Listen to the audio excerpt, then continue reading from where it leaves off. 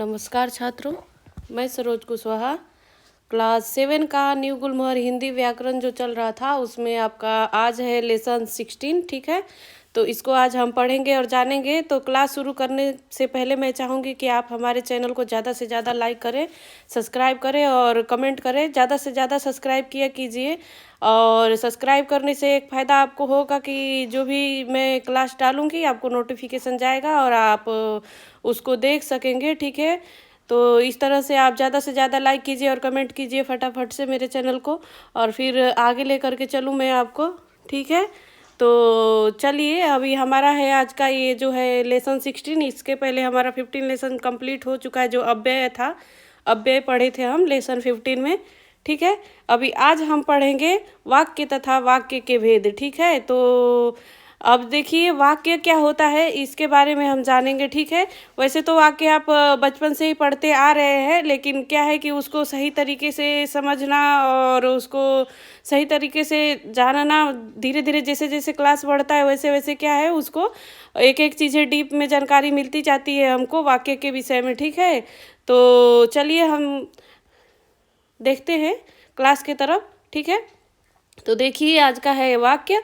तो आपने मन की बात, भाव या विचार को दूसरे तक पहुंचाने के लिए हम वाक्य का प्रयोग करते हैं। अपने मन की बात, ठीक है, अपने मन की बात क्या करते हैं, मन में जो हमारे भाव या विचार है उसको दूसरों तक पहुंचाने के लिए हम किसका प्रयोग करते हैं, वाक्य का प्रयोग करते हैं, चाहे लिख करके या फिर बोल करके। ठीक है, तो देखिए यहाँ पे वाक्य दिया हुआ है। पहला है जैसे कि लड़के पतंग उड़ा रहे थे। ठीक है, तो लड़के पतंग उड़ा रहे थे में यह एक प्रकार का वाक्य है। ठीक है, और जो है कोई बता रहा है किसी को, ठीक है, कि लड़के पतंग उड़ा रहे थे। ठीक है, लड़कियां सिलाई कर रही थी, बारिश हो रही थी। ठीक है, तो इस तरह से देखिए।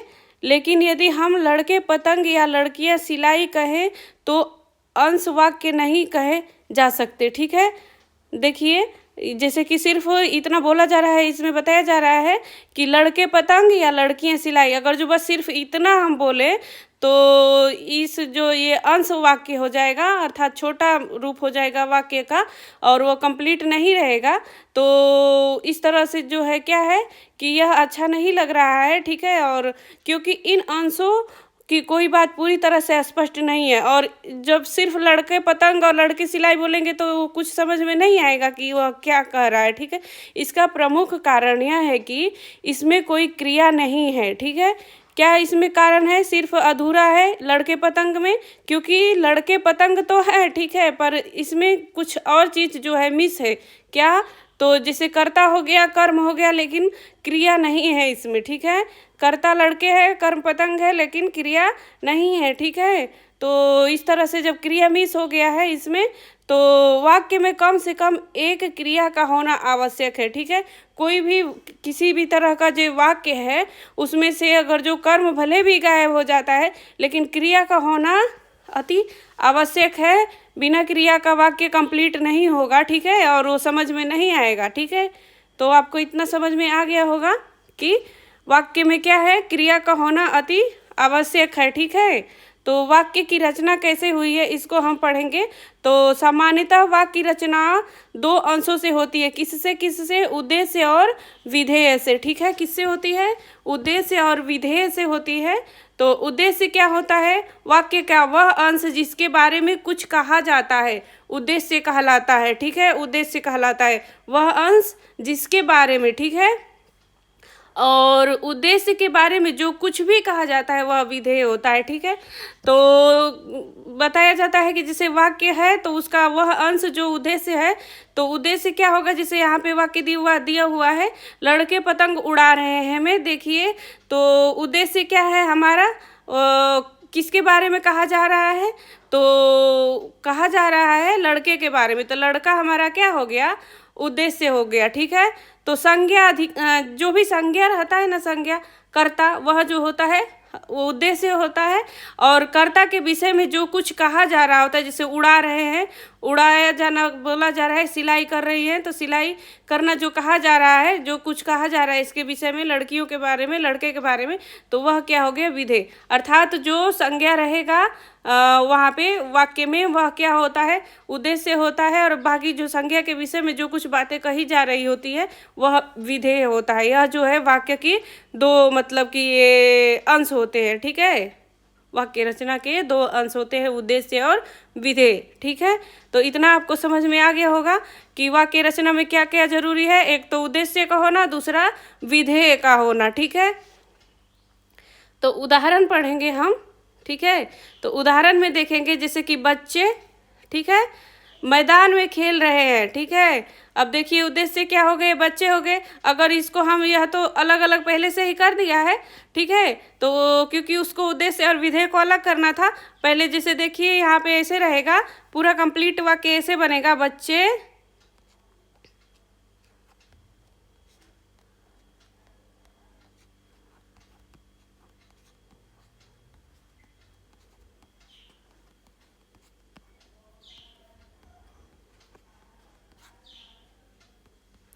ठीक है।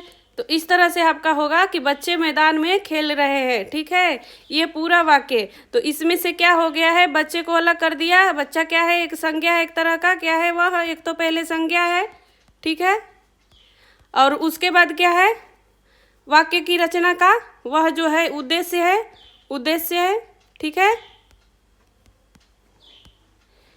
उद्देश्य है। और जो बाकी का जो कुछ है, मैदान में खेल रहे हैं, ठीक है, ये मैदान में खेल रहे हैं, जो ये बाकी का जो बच जा रहा है, यह क्या हो जाएगा, आपका विधेय है, विधेय है, ठीक है। तो इस तरह से होता है आपका उद्देश्य और विधेय वाक्य में होते हैं, ठीक है। तो आपका ये एक उदाहरण से मैं आपको समझा दी हूँ, और बाकी के उदाहरण जो भी कुछ दिए हुए हैं वह सेम टू सेम ही ऐसे ही जुड़ेंगे उद्देश्य और विधेय मतलब में। तो देखिए सभी लोग आज मेले में जा रहे हैं, तो ऐसे बनेगा, सभी लोग आज मेले में जा रहे हैं, ऐसे वाक्य है। और उसमें से जो सभी लोग हैं शब्द, जो सर्वनाम शब्द है, सभी लोग संज्ञा है, सर्वनाम, ठीक है। तो वह क्या हो गया, यह सभी लोग क्या हो गए, उद्देश्य में आ गए, और सभी लोग के विषय में कहा जा रहा है कि आज मेले में जा रहे हैं, तो जो कुछ कहा जा रहा है वह विधेय में आ गया, ठीक है। झूठ बोलने वाला लड़का, ठीक है, झूठ बोलने वाला लड़का, इतना उद्देश्य है क्योंकि सिर्फ यह लड़का है झूठ, लेकिन वह लड़के की विशेषता बता रहा है, ठीक है, विशेषता कि वह झूठ बोलता है, ठीक है। तो झूठ बोलने वाला लड़का, ठीक है। और आज स्कूल नहीं आया, ठीक है, ये बताया जा रहा है। ये झूठ बोलने वाला लड़का एक ही है, वह उद्देश्य है, और उसके विषय में कहा जा रहा है कि वह आज नहीं आया है, ठीक है। यह इतना बड़ा क्यों है, क्योंकि यह लड़का, उस लड़के की विशेषता इसमें बताई जा रही है जो लड़का झूठ बोलता है, ठीक है। तो इस तरह से देखिए संज्ञा हो गया, सर्वनाम हो गया, ये विशेषण, ठीक है। तो या तो संज्ञा भी हो सकता है, सर्वनाम भी, या फिर विशेषण भी हो सकता है, इस तरह से आप देखेंगे, ठीक है। तो देखिए और बाकी का जो बच जाएगा उसके बारे में, संज्ञा सर्वनाम विशेषण वो तो होगा आपका उद्देश्य में आ जाएगा, और बाकी का जो कुछ भी उसके विषय में कहा जा रहा होगा वह विधेय में आएगा, ठीक है। देखिए वाक्य की परिभाषा, ठीक है। तो उद्देश्य तथा विधेय से युक्त, ठीक है, भाषा की वह इकाई जो किसी भाव या विचार को पूरी तरह से व्यक्त कर सकती है, वाक्य कहलाती है, ठीक है। किसी भाव या विचार को जो है उद्देश्य या विधेय की क्या है, युक्त होकर के, वह छोटी इकाई है जो किसी भाव और विचार को क्या करती है, पूरी तरह से व्यक्त कर सकती है, वाक्य कहलाएगी, ठीक है। वाक्य कहलाएगा, वाक्य कहलाएगा, ठीक है। वाक्य के भेद और प्रभेद में देखेंगे कि क्या होता है। तो परिभाषा आपको समझ में आ गया कि उद्देश्य तथा विधेय से युक्त, अर्थात जो भी वाक्य रहेगा वह उद्देश्य और विधेय से जुड़ा हुआ रहेगा, उसमें उद्देश्य और विधेय रहेगा। भाषा की वह इकाई है, ठीक है, वह अंक है जो किसी भाव या विचार को पूरी तरह से व्यक्त कर सकती है, ठीक है, वाक्य कहलाती है। ये जो है आपका परिभाषा है। और वाक्य के भेद तथा प्रभेद में देखेंगे तो कितने होते हैं वाक्य के भेद। तो वह हिंदी व्याकरण के अनुसार वाक्य के आधार पर वर्गीकृत किया जाता है, कितने, दो आधार पर, ठीक है। पहला क्या है, रचना के आधार पर वाक्य के भेद, ठीक है। रचना के आधार पे हम देखेंगे वाक्य के भेद, तो क्या है, सरल और जटिल, ठीक है। वाक्य की रचना किस प्रकार की गई है, इस आधार पर वाक्य के कितने भेद हो जाते हैं, दो। कौन कौन से, सरल और जटिल, ठीक है। आगे चलेंगे, देखेंगे सरल वाक्य। तो जिन वाक्यों में एक क्रिया होती है वे सरल वाक्य कहलाते हैं, ठीक है। रचना के आधार पे सरल और जटिल। तो पहला सरल है, तो सरल में क्या है, एक वाक्य होगा, ठीक है। एक क्या है, एक क्रिया होगी, ठीक है। सरल में क्या है, एक क्रिया होगी, वह सरल होगा। जैसे कि मैं आगरा जाऊंगा, तो जाऊंगा क्या है, क्रिया है। पिताजी कल आ रहे हैं, आना क्या है, क्रिया है। वे झूठ नहीं बोलते, बोलना क्या है, क्रिया है। तो इसमें एक एक क्रिया है, तो यह जो है वाक्य क्या है, सरल है। क्रिया को देख करके आपको सरल और जटिल निकालना रहेगा, ठीक है।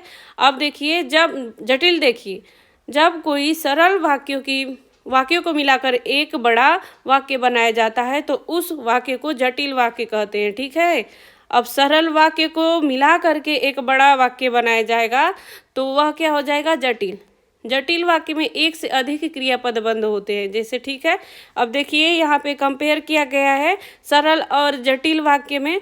तो पहले हम देखेंगे सरल वाक्य। तो पिताजी दिल्ली जा रहे हैं, ठीक है। पिताजी क्या है, दिल्ली जा रहे हैं, यह सरल हो गया। जाना क्या हो गया, क्रिया, क्योंकि इसमें एक ही क्रिया है। अब पिताजी दिल्ली जा रहे हैं तथा माताजी घर पर रहेंगी।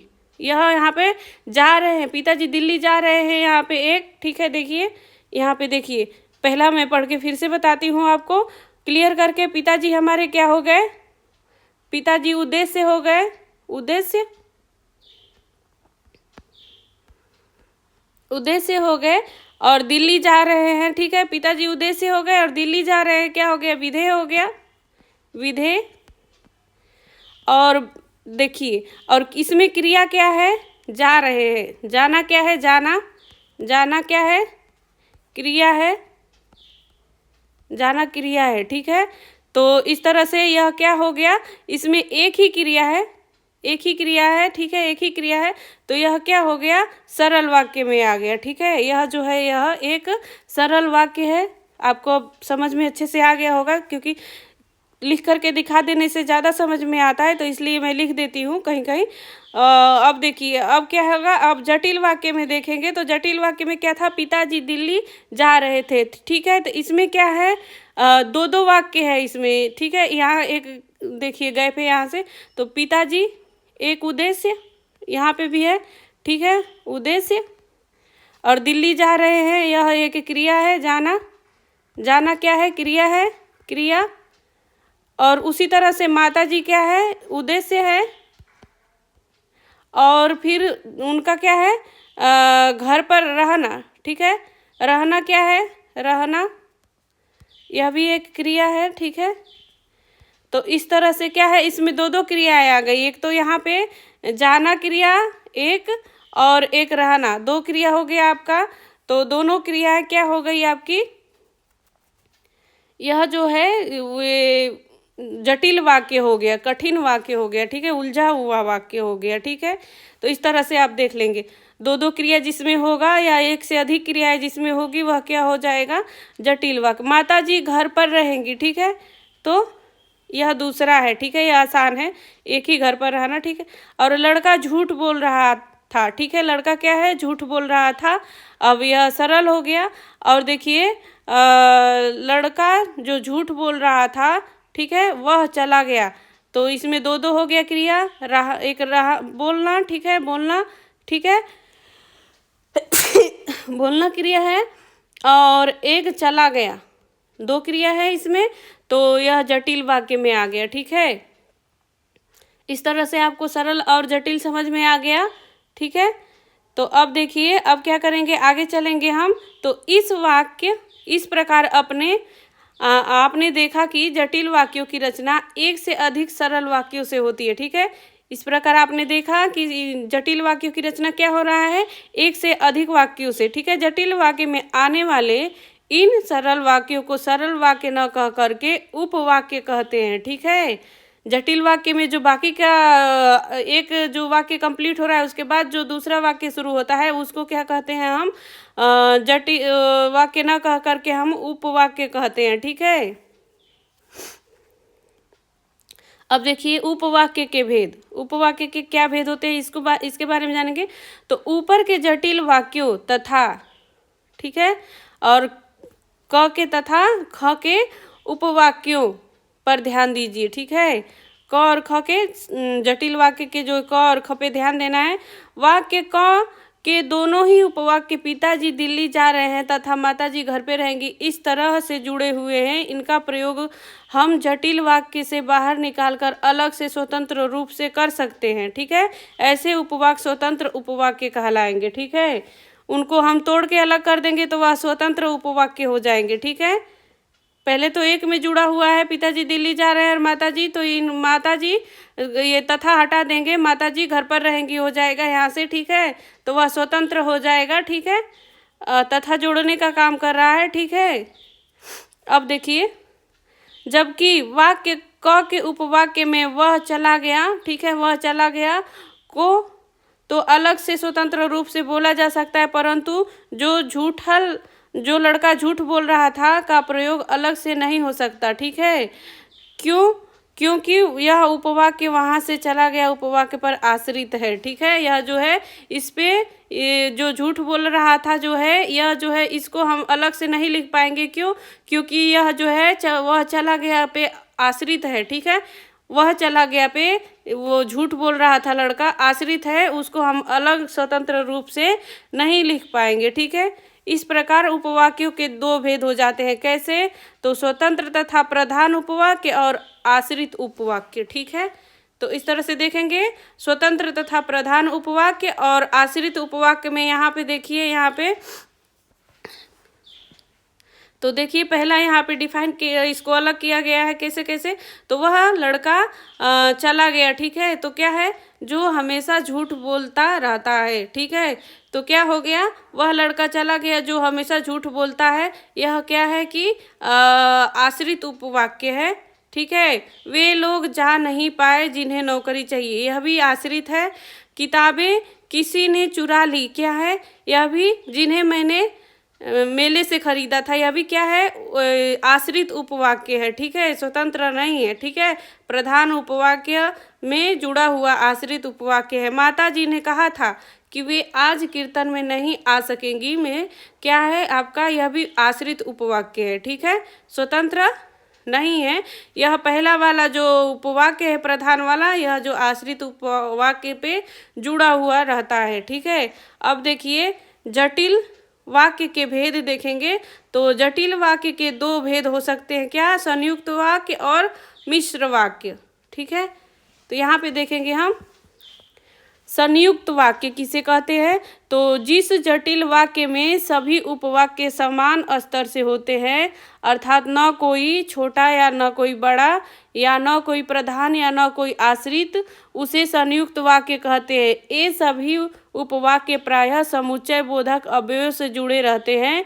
जैसे कि देखिए समुच्चय बोधक अव्यय इसमें रहेगा, ठीक है, बीच में उसको जोड़ने का कार्य करेगा वाक्य को, ठीक है। जैसे कि दादाजी सो रहे थे और बच्चे खेल रहे थे में, और जो है आपका समुच्चय बोधक वाक्य है, और दादाजी खेल रहे थे यह पहला है वाक्य, और दादाजी सो रहे थे पहला है, और बच्चे खेल रहे थे यह दूसरा वाक्य है। तो उसको जोड़ने का कार्य क्या कर रहा है, यह जो समुच्चय और है यह इस वाक्य को जोड़ने का कार्य कर रहा है।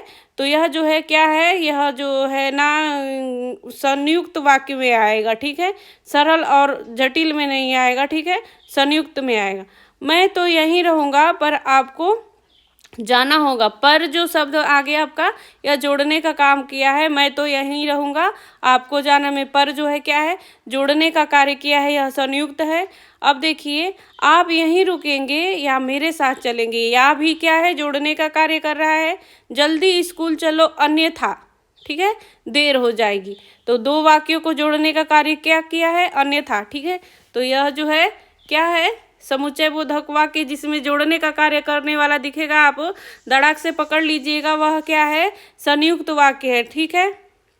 अब मिश्र वाक्य पढ़ेंगे। मिश्र वाक्य तो थोड़ा और ही कठिन होता है, ठीक है। तो उसको हम पढ़ेंगे कैसे। जिन वाक्यों में एक उपवाक्य प्रधान उपवाक्य होता है और शेष उस पर आश्रित होते हैं, ऐसे को मिश्र वाक्य कहते हैं। कैसे, देखिए, प्रधान उपवाक्य क्या है, गुरुजी ने कहा है, ठीक है। अब आश्रित उपवाक्य क्या हो जाएगा कि सब लोग अपना काम करते रहे। गुरुजी ने कहा है कि सब लोग अपना काम करते रहे। मैं देखिए यहाँ पे इसमें किस तरह का देखने को मिलेगा कि, जिसे, क्योंकि, जो, इस तरह का देखने को आपको मिलेगा ऐसे ऐसे वाक्यों में, ठीक है, मिश्र वाले में, ठीक है। इसमें क्या है, और, पर, या, अन्यथा, इस तरह से नहीं। इसमें क्या है कि, जिसे, क्योंकि, इस तरह से मिलेगा देखने को, ठीक है। यह जो है आपका मिश्र वाक्य का होता है। वह कमीज फट गई जिसे मैंने बाजार से खरीदा था, तो जिसे जो हो गया क्या है, यह भी क्या है, अलग कर दिया, या दोनों के बीच में दो वाक्यों को जोड़ने का काम किया है। और इस तरह से देखिए, मैं नहीं आ सकूंगा क्योंकि मेरा बेटा बीमार है, ठीक है। और मैं एक सपेरे से मिला जो सांपों को क्या कर रहा था, ट्रेंड कर रहा था, ठीक है। तो इस तरह से जो है आपका प्रधान उपवाक्य और आश्रित उपवाक्य होता है, ठीक है, मिश्र वाक्य में आता है। एक तो प्रधान रहेगा और दूसरा उसको उस पे आश्रित रहेगा, ठीक है। अब देखिए, अर्थ के आधार पे, रचना के आधार पे आपका हो गया ना। तो अब जो है क्या है, अब अर्थ के आधार पे हम देखेंगे। तो अर्थ के आधार पे देखिए क्या क्या होता है। तो अर्थ के आधार पर वाक्य के भेद जो है कैसे कितने होते हैं, देखिए। तो एक जो है कथात्मक वाक्य, ठीक है। तो जिन वाक्यों में सामान्य कथन होता है वह कथात्मक वाक्य कहते हैं, जैसे विधानार्थक वाक्य, ठीक है। विधानार्थक वाक्य क्या है, बच्चे शोर कर रहे हैं, यह जो है क्या है, सामान्य कथन है, ठीक है। और विधानार्थक है, हम लोग खाना घर पर ही खाएंगे में क्या है, यह भी आसान सा वाक्य है, ठीक है। इसमें दो दो वाक्य नहीं है। यह मीरा डॉक्टर है, यह भी आसान है। बारिश बारिश हो रही है, यह भी क्या है, आसान वाक्य है, ठीक है। तो यह कथनात्मक वाक्य है, ठीक है, कहा जा रहा है। अब निषेधार्थक, निषेधार्थक वाक्य क्या है, जिन वाक्यों में कथन को नकारा जाता है, ठीक है, उन्हें निषेधार्थक या नकारात्मक वाक्य कहते हैं, ठीक है। तो इस तरह से देखेंगे कि क्या है कि जिनमें नकारा जाएगा, निगेटिव आएगा सेंटेंस, ठीक है। जिसमें निगेटिव सेंटेंस आएगा वह क्या हो जाएगा, निषेधात्मक। जैसे कि हिंदी में क्या है, न, नहीं, मत लगा करके निषेधात्मक वाक्य बनाए जाते हैं, ठीक है। न, नहीं और मत लगा करके बनाए जाते हैं। तो जैसे कि हम देखेंगे यहाँ पे आपका, बच्चे शोर नहीं कर रहे, ठीक है। बच्चे क्या है, शोर नहीं कर रहे में देखेंगे हम कि इसमें नहीं आ गया ना, नकारा जा रहा है, निगेटिव बोला जा रहा है, ठीक है। तो यह निषेधात्मक वाक्य हो जाएगा। हम लोग घर पर खाना नहीं खाएंगे, निगेटिव वर्ड्स, तो जो निगेटिव है वह क्या है, निषेधात्मक हो जाएगा, ठीक है। और इसी तरह से मेरा डॉक्टर नहीं है, यह भी क्या है, निगेटिव नहीं है, ठीक है। तुम यहाँ मत बैठो, मत क्या है, निगेटिव वर्ड्स है। तो इस तरह से क्या है कि जो भी नकारने वाला वर्ड्स रहेगा जिस वाक्य में, वह क्या हो जाएगा, निषेधात्मक वाक्य हो जाएगा, ठीक है। अब आज्ञार्थक वाक्य किसे कहेंगे, तो जिन वाक्यों में आज्ञा, आदेश, प्रार्थना, अनुमति आदि भाव प्रकट किए जाते हैं उन्हें क्या कहते हैं, आज्ञार्थक वाक्य कहते हैं। जिन वाक्यों में क्या है, आज्ञा, आदेश, प्रार्थना और अनुमति जो दी जाती है जिसमें, वह क्या होते हैं, आज्ञार्थक। जैसे कि उदाहरण में देखेंगे हम, तो तुम यहीं बैठो, ठीक है, क्या है, तुम यहीं बैठो में क्या है, आज्ञा दिया जा रहा है, बोला जा रहा है, ठीक है। अपना अपना काम कीजिए, इसमें भी बोला ही जा रहा है। बाजार से घी लेते आना, यह भी आज्ञा दिया जा रहा है। कृपया आप यहाँ से चले जाइए, इसमें भी क्या है, आदेश दिया जा रहा है, ठीक है। इस तरह से क्या है, यह आज्ञार्थक वाक्य। प्रश्नवाचक वाक्य, प्रश्नवाचक वाक्य में प्रश्न पूछता है, जैसे प्रश्नवाचक कहते हैं, ठीक है। वक्ता कोई प्रश्न पूछता है, ठीक है।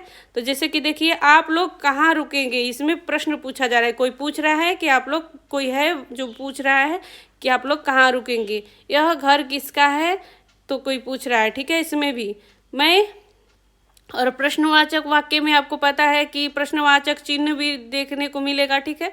क्या मैं भी आपके साथ आ सकती हूँ, और इसी तरह से क्या आज स्कूल खुला है, ठीक है। आगे चलेंगे देखेंगे।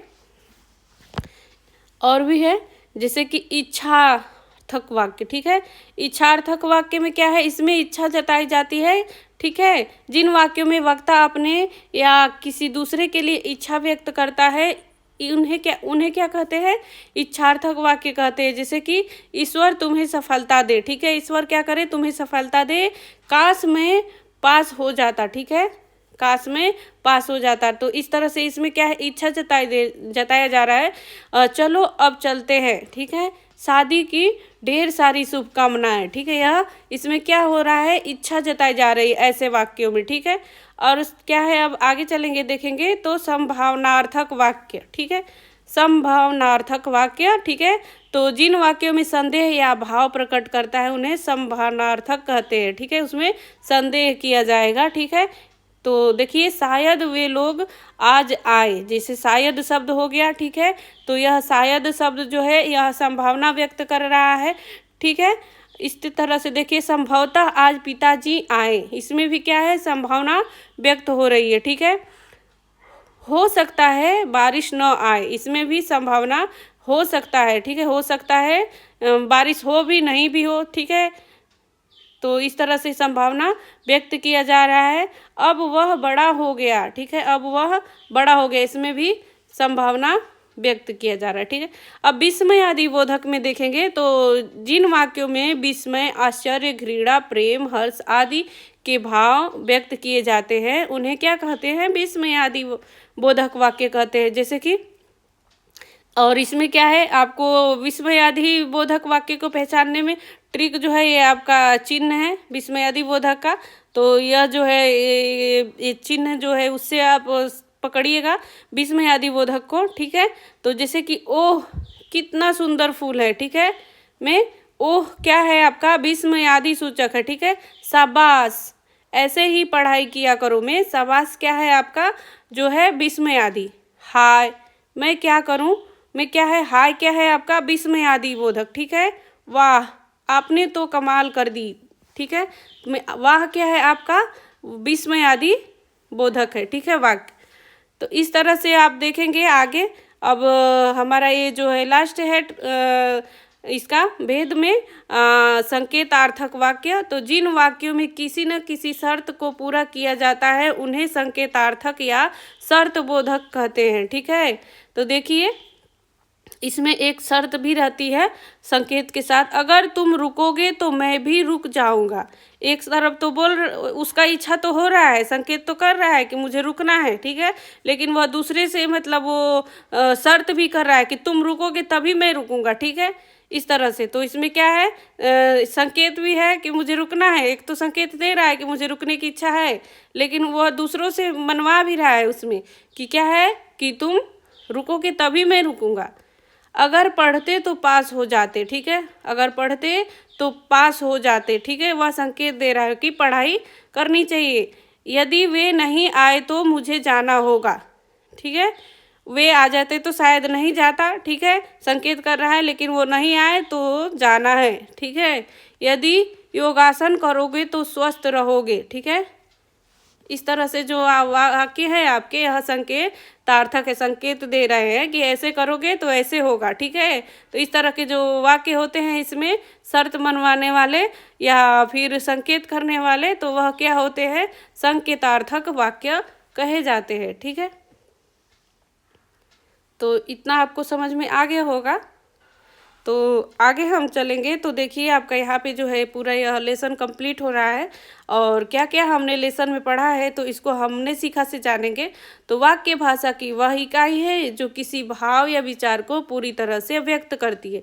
वाक्य क्या है, भाषा की वह इकाई है जो किसी भाव या विचार को पूरी तरह से व्यक्त करती है। जैसे कि वाक्य के दो अंग होते हैं, कौन कौन से, तो एक उद्देश्य होता है और दूसरा क्या होता है, विधेय होता है। वाक्य के कितने अंग होते हैं, तो उद्देश्य और विधेय, ठीक है। वाक्य के भेद दो आधारों पर किए जाते हैं, कौन कौन से, एक रचना के आधार पर तथा अर्थ के आधार पर, ठीक है। रचना के आधार पर वाक्य के दो भेद होते हैं, जैसे सरल और जटिल। ठीक है, और सरल वाक्य में एक क्रिया पदबंध होती है तथा जटिल वाक्य में एक से अधिक क्रिया पदबंध होती है। ठीक है, सरल वाक्य में क्या होता है, एक ही क्रिया पदबंध होगी और जटिल में दो दो क्रियाएं होंगी। ठीक है, और जटिल वाक्य के दो भेद होते, एक संयुक्त और एक दूसरा मिश्र। ठीक है, जटिल वाक्य के दो भेद। अर्थ के आधार पर वाक्य के कितने भेद तो होते हैं अर्थ के आधार पे, तो देखिए कथात्मक, निषेधात्मक, आज्ञार्थक, प्रश्नवाचक, इच्छार्थक, संभावनार्थक, विस्मय आदिबोधक और संकेतार्थक। यह क्या है आपके, यह जो है इतने सारे कितने हो गए आपके, 1 2 3 4 5 6 7 8 9, इतने सारे जो है क्या है आपके, 8 जो है 8 जो है आपके यह जो है अर्थ के आधार पर भेद है। ठीक है, कितने हो गए, 8 जो है आपके अर्थ के आधार पर भेद है। ठीक है, तो इस तरह से आपका पूरा लेसन कंप्लीट हो रहा है और इसी तरह से पढ़ते रहिए और बने रहिए हमारे साथ और ज़्यादा से ज़्यादा सब्सक्राइब कीजिए चैनल को और लाइक कर दीजिए। क्लास ख़त्म हो गई है आपकी, फटाफट से लाइक कीजिए। एक लाइक करने में बहुत टाइम नहीं लगता है। ठीक है, इतना देर तक पढ़ सकते हैं पर एक लाइक की बटन नहीं दबा सकते हैं आप लोग, तो दबा दिया कीजिए। ठीक है, और बने रहिए हमारे साथ, ऐसे ही पढ़ते रहिए हमारे साथ the Hindi classes by Saroj Kushwaha के साथ।